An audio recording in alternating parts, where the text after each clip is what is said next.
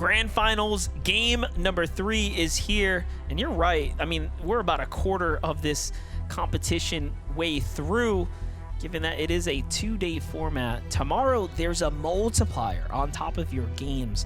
So if there's a day you want to play really well, it's really tomorrow. However, you need today to go somewhat in your favor in order to beat the end Grand Finals champion here of North America. Let's see it, though. As we start to jump in and start, aiming our, vision or our prospects towards the finales here, who do you think so far has been the standout duo amongst the bunch? Because I feel like we're already kind of seeing, right? Like some teams just take a lead, if you will. Oh, it hurts just a little bit watching Blaha one more time. I mean, the off-spawn issue for Blaha and Mixon is so apparent right now, MDF. And I want to gas up Yapko and Quanti in a moment here, but I gotta see, can Mixon scrape up something from this situation? They need to start getting some points going now, because the longer it takes, MDF, even with that point multiplier in effect for tomorrow, you have to remember it's in effect for everybody, not just Blaha and Mixon, and they might find themselves in a situation where they're not going to be able to play catch up. That's so messed up. Yeah, that was tragic. He landed, B-hopped off the ledge there and took himself out. I think what's more likely to happen, Blaha and Mixon just need to stop landing there. We know they have, let's be honest, probably 4 or 5 other drops up the sleeve. Yeah, put this one away. Retire this. Hey, he got the reboot card. That's nice, but I don't know if Ziggy's going to let him actually escape with it. Mixon, he is sprinting to try and escape. Will he catch it? No, he might make it to the launch pad in time, and he could potentially be out of there. Ziggy only has 1 shot left in his assault rifle, but he's going to give chase, and honestly, MDF, it's kind of surprising, though, that if Ziggy full chases this, because the juice might not be worth the squeeze at this point. Yeah, not worth getting caught by another duo, right? That's obviously a little bit more situated here. But Ziggy and Phenom have managed to play just fantastic, given that they are winning their drop and then turning those into actual end games and mid games. 70 points this early in the tournament is a pretty substantial foundation here. I mean, as it stands right now, they would be going to land. So that's a really, really big deal. Oliver, OG, and Craze, whom we know have a very, very strong early game, strong drop spot, strong understanding of how to play this area, continue to win off drop. It's kind of what we expect. Game 1, obviously they were on the losing side. However, now 2 and 3 go in their favor. It's just a matter of, can Oliver OG overcome those mid-game problems that they've had season to season and actually find himself up inside that top 15, possibly top 20. But here's a little bit of a revenge story for Turtle Tavern and TK. It's only if they can fully finalize these 2 eliminations right now, but Turtle Tavern actually gonna opt to pull back for a moment. Might have become concerned. I'd have to imagine that they could have potentially spotted out a chance for a third party. A nice tag, though, from that hand cannon from afar. That's going to force Evan to reconsider giving chase here. And Flappy now left waiting for his duo to essentially catch back up to being by his side before they look to engage with TK and Turtle Tavern any longer. And it's a similar story here at the Grim Gate.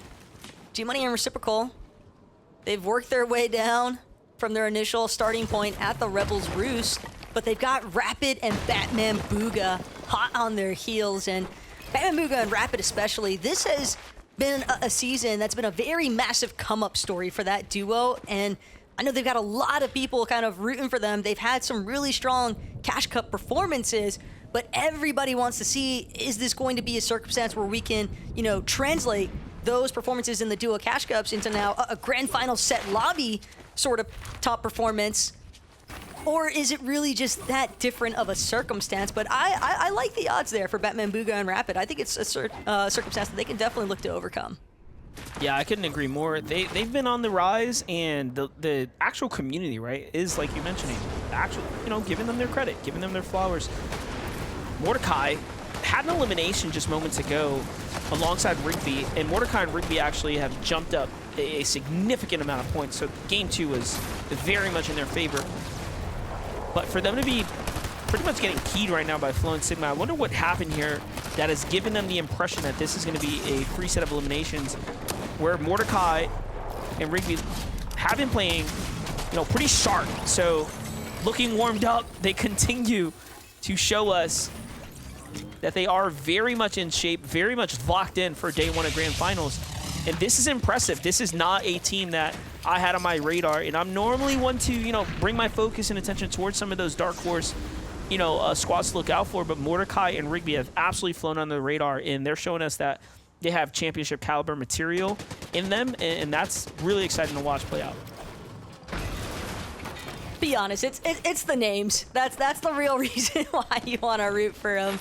I do love a good underdog story, though, and I definitely think that at least with the start that Mordecai and Rigby have had so far here today, and getting those eliminations on the east side of Mount Olympus there, Flo and Sigma could potentially be in a world of hurt if that's going to be a reoccurring theme there for Mordecai and Rigby. But further southwest of the map, revisiting one more time this contested state, Cold and Acorn, they spotted out the fact that Ian and DKV, they actually got cut off. DKV 2 split from his duo. He can't actually play that supportive measure, so he's gonna have to watch and sadly hope that Sid and Nerface allow him the opportunity to even try and collect his teammate's reboot card. But even if he gets it, still has to escape from the clutches of Brutal Beachhead in general. And I think that's more so been the intent here from Acorn and Cold. They're not really pressuring directly. They're pressuring by not letting anybody else escape from this POI. Yeah, and having the high ground like this is definitely going to give them even more of an advantage now. Sight lines, zone on top of them, early surge due to the eliminations. This is, very much their game to do what they will with, at least right now, those teams. But jumping with Dash and Seek have yet to put numbers on the board, going up against Rise and Agers.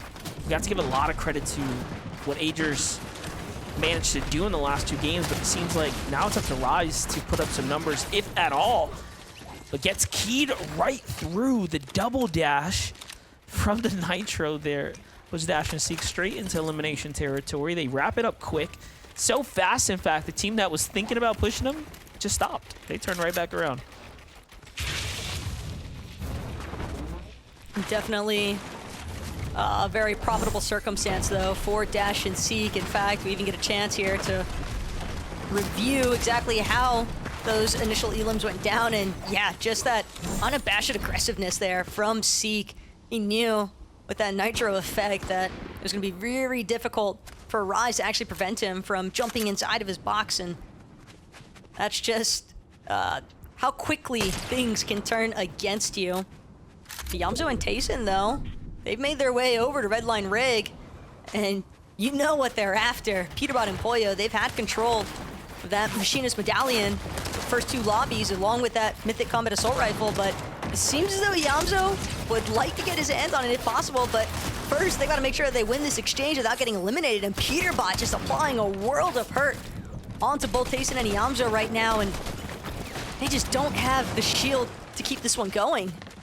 It's crazy how Peterbot's managing to push back Tayson and Yamzo by himself. And look, right before he even can go in and get comfortable, all of a sudden Pollo is back in the mix. They're putting the pressure on here. They're just not giving them a chance. That's how talented they are. Peterbot with the pre-fire through the build there, and the finish now onto Tayson is setting themselves up for success.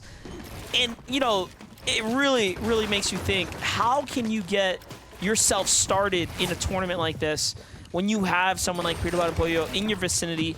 And the same for Yamzo and Tayson. You have them just nearby. They are so far ahead of your average competitor that this is a fight that can go any way. And right now, it's just not going in the way of Yamzo here, as Peterbot's got the angles, and a third party is firing on in, and there's a team even behind them right here. So Peterbot's got to be quick, or That's what happens. That might actually be... Nope, never mind. I think Iyamzo, a victim right now of that third-party introduction. And look who it is, Sid and Nerface. They've rotated out of Brutal Beachhead. They recognize just how prime an opportunity this is to try and eliminate Peterbot and Pollo. They know that they cracked Peterbot shields at least at one point, and they've also fully aware of the fact that Peterbot and Pollo, they're gonna be the team marked on the map. Keep in mind, as long as you have control of that Machinist Medallion, your area, or at least your general location, will be revealed to everyone else on the map.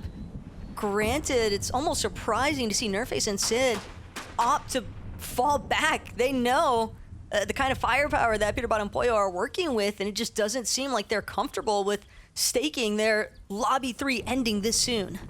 What do you think about Vino right now? This is Dastardly. a very interesting strategy. I don't know about you, but if I've got 114 points in game number 3, I'm not sitting out in the open for nobody. Regardless if I'm outside your base or not. It's just, it feels like one of those tactics where it's like, it's almost so silly, it just works, right? But I think with the way that Veno is positioned as well, he's on the opposite end of the surge base that's facing outwards towards where the zone is pulling, right? So it's unlikely that teams are going to recognize the fact, aside from Edgy or Death, that he's even in such an exposed position. So he might be relatively safe for the time being. He's got Clix working as the middleman, essentially, in between the two, right? So Clix is going to be the one kind of scoping out if anybody's going to come close enough to threaten Veno. That seems to be more his responsibility. And just one quick update for the viewers and listeners at home. Yeah, Mongraal and Savage are, continuing to struggle here just a bit. As they were taken out relatively early, one of the first duos to fall here. So continue to keep tabs on that team. But for now, we have a lot of other very much notable favorites still in the running, still playing, just exceptionally well right now. And it goes to show you how difficult it is to play well in a grand finals lobby. There is just no telling how it's going to go, especially considering we're playing under completely different circumstances right now. The lack of regenerating cactuses. That's the biggest change that we've seen this season so far. Bacca and Parz right now. What a high ground hold right here. Great tower. Complete visibility over it. Just every angle that they would honestly need, and then the island spawns once again next to them. That's the second time now. Yeah, but have to take note of Veno. He seems like he abandoned his initial plan. Big tag there onto Cold. Shield fully exposed. Veno clicks. You can tell they want a key. That's why the Nitro Splash has come out. Just double aggressing onto Acorn's wall, and he doesn't get a chance. He's gonna get shut down before he can look for his escape route there next to Cold. And Cold, he's also in a whole world of hurt here. Veno and Clix, if they wanted to even, they could even try to camp Acorn's reboot card. At the very least, though, it seems like they're intent on trying to track down Cold, trying to get the other half of that duo. They know every elimination point counts here, and Veno, he just seems like a monstrous force to reckon with. That is until Cold reminds him of why he's so heavily regarded here on NA. I was going to say, you got to put respect on Cold. You cannot just key him like that. He is going to show you why every single time. Vino still hasn't had a chance to heal. Clix actually has to come in and support him for a second there. And I think Cold is going to recognize now it might be time to back off, but at this point, who even knows? And I want to take it back about 15 seconds or so. I think they were just equally confused. Like, Vino hesitated on making that edit. Like, wait, are you in basically buy box? Like, whoa, what's going on here? And that could have just ended Cold for a moment there. So it's Cold's mistake right here that he's going to have to live with. That's going to set back Acorn and himself in this time being, because he made a huge mistake jumping into that box, not really realizing that was Vino's area. Which is also surprising because Acorn and Cole are definitely familiar with the fact that Clix and Veno, they drop right around that Snooty Station, Sandy Steps area. So very high likelihood that they're going to be in control of all those pre-placed builds. So yeah, right there with you. Just an unfortunate loss there could really put a damper as far as how the rest of this lobby actually finishes up for Cold. But at the same time, it is Cold. We've seen him come back from worse, for example, and it's a little bit more questionable to actually make a play for a reboot at this point, but I'm not going to say it's impossible for a player of Cold's caliber. Yeah, it's just going to come down to the heal situation right now. If there is a time to play for a reboot, it's probably a zone like this, where it's pulling south, where there's just less teams that land in kind of the northwest area. So there's an opportunity there. But meanwhile, talk about southern teams right now. Peterbot and Pollo have not given up their ability to fight or pressure teams in the early game.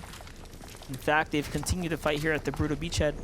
Now, I am curious. This is kind of getting drawn out here, and it's really weighing on their loadouts here.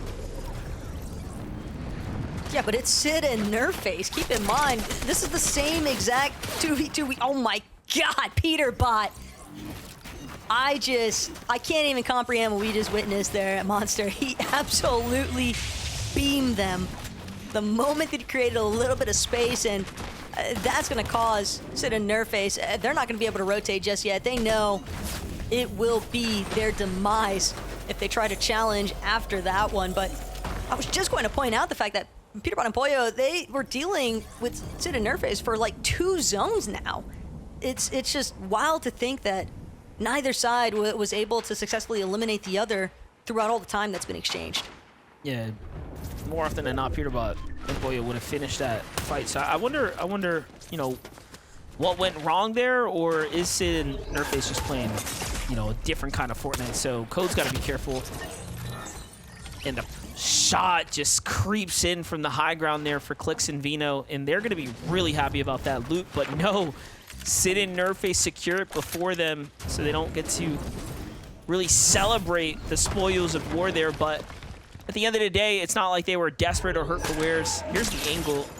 Yeah, Vino just had the perfect top-down view. Cole didn't really understand, I think, the threat level there. Couldn't quite assess the situation, unfortunately. But look at this. Sid and Nerfface get landed on by Edgy and Death and then just continue to be fed here. Eliminations and opportunity. And granted, I'm sure Clix and Veno probably still pretty unhappy about the fact they had one of their eliminations loot stolen from right underneath their noses, but it seems like they could actually come out on top if they're able to essentially try and hold Sid and Nerfface here at Sandy Steps. Sid's gonna take a moment to expend one of those med kits, but I do think that Clix and Veno kind of recognizing the fact they don't want to stay too long inside of the storm. While they would have liked the loot available there, Veno, he needs some white heals, and I just don't think it's worthwhile to take that battle while they're so incredibly low. This is a really great angle of Peterbot and Pollo making their move right now. As you just saw, Epic Whale Muzz flying right by as well. Peterbot looking for the refresh right now that he's desperately in need of. This is a bad spot to be in. He's way too exposed to the rest of the lobby here. And they're going to be the forward-facing one right now on the outskirts. Seems like the lobby is giving up for now, though. Sensing there's other teams that they could be focusing in on, and Epic Whale is going to be one of those ones to be the first to fall there here in the mid-game. Booga and Aviv down on the low ground right now, outside of zone. Just on the outskirts here. 22 builds in Booga's inventory, not really much. Yeah, they're trying to clear out whatever they can here at Pleasant Piazza. Just scraps at this point. Whenever you're pickaxing the walls, you can tell that things are definitely a little bit more dire than you'd like in a BMDF, but going back to Peterbot and Pollo's situation, almost, it looks like that stretched out game of tag they were playing with Sid and Nerfface definitely worked against them, because it just put such a damper on the pacing for their rotates, and they weren't actually able to acquire any of those refreshes that they needed along the way. So definitely a bit problematic, but again, a duo that is certainly more than capable of clawing their way back up into a solid position, just like how we see Cooper and Kanata currently. Ample amounts of builds to work with. Cooper just sitting inside of his middle cone, kind of gauging the landscape, everybody surrounding him. But they're going to need to get active soon. They don't have that much damage above the threshold. And one thing to note, too, the mid-game was so active, we didn't even see a surge fight at all. Like, no. Teams were just going, you know what I mean? And now we're in a top 25 situation, and there are a lot of zones to move here. So this is very interesting. This is actually very different, I think, than what players are also used to. So right now, if I'm looking at this game right here, given how, you know, the lobby's going to lighten up here shortly, I'm thinking whoever's used to playing high is going to have a really, and I mean really successful chance at taking this one away right here. It just seems like the early high team right now, I'm calling it, is going to hold it all the way through, but that's just an early prediction. Again, we'll just have to find out.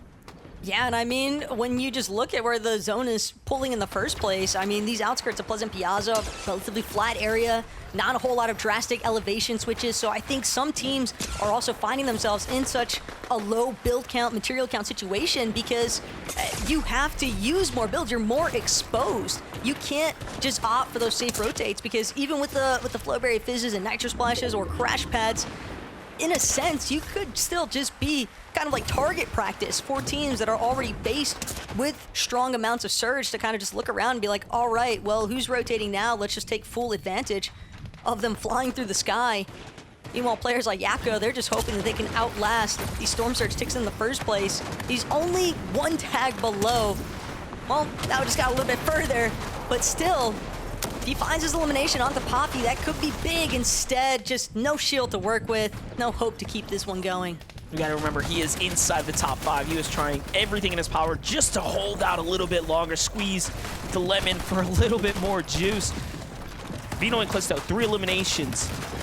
Very low material count for what it's worth, given how late into this end game we are right now. Things are just starting to really kick off, so not many options for them. They're gonna need to find elimination and secure the loot here.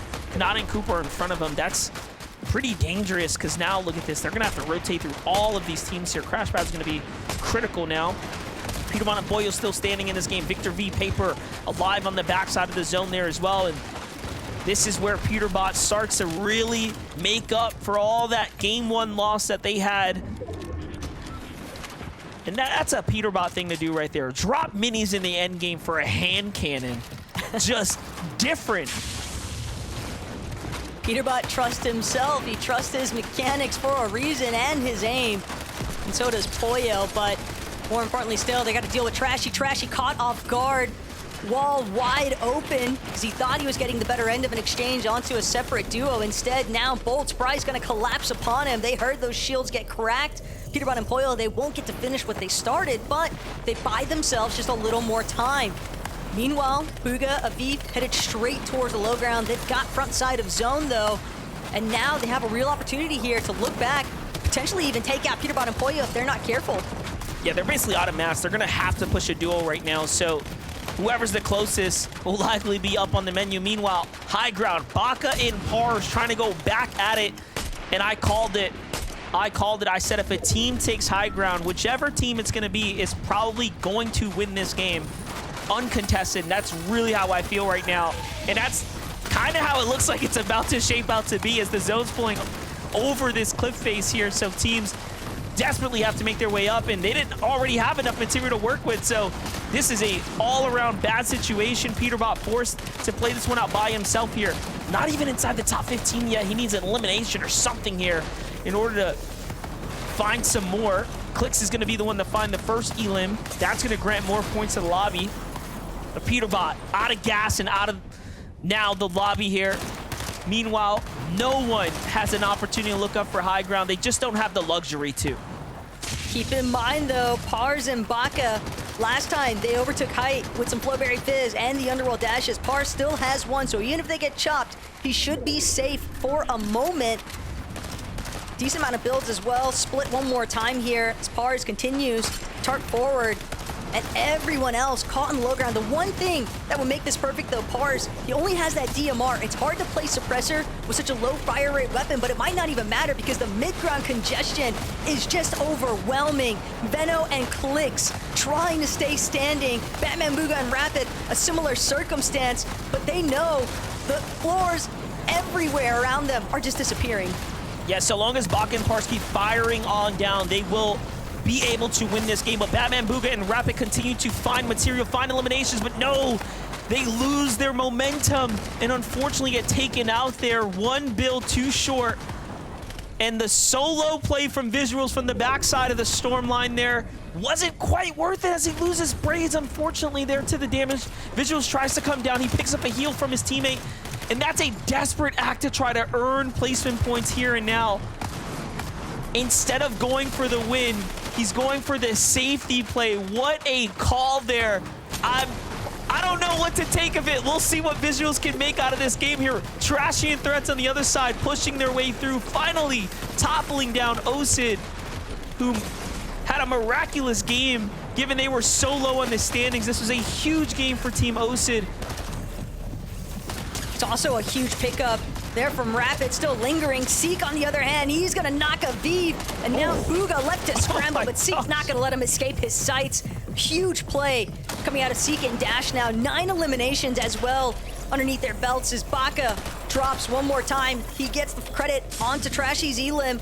And not only that, extends a little bit more time, a little bit more space, but they want to drop, they want to challenge Threats directly. The writing was on the wall for Bacca and Parz. The moment they took high ground, the moment this zone played out the way it did, it just made sense that someone like them could win this game. But hold up, mistakes were made. A tag comes through, and Bacca now very hurt. One tag to win it all, and he finds it via playing offensively. And that got a little too close for comfort, but in the end, they do it once again. Yeah, well executed final moments there. I like the way, though, that Bacca and Parz kind of split the focus of everything that was sort of happening in that ultimate low ground MDF. Parz on the other side of that wall, he was just exclusively depending on the fact that Bacca was going to be able to close this one out. And granted, it was close, but it doesn't matter how ugly it is as long as you secure the victory royale at the end of it. Look at that, both sides. Race against time, a race against damage. Bacca and Parz do it for game number 3, keeping us very much on our toes here. Taco, what a game. What a way for us to really steer up the FNCS Grand Finals day number 1, and things are off to such a hot start. We're gonna need a second to go ahead and cool down here. So when we get back, we'll have more Fortnite.